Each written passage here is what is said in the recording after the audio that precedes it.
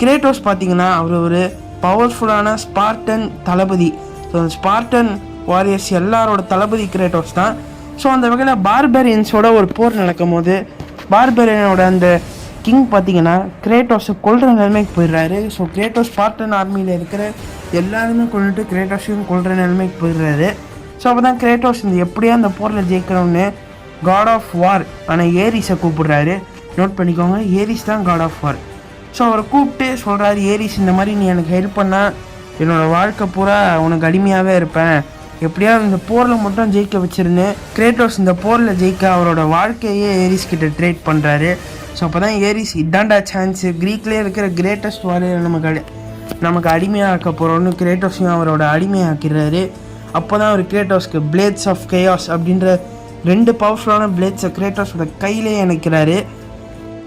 அது லிட்ரலி அவரோட உடம்போடையே மேர்ஜ் ஆயிருக்குன்னு சொல்லலாம்.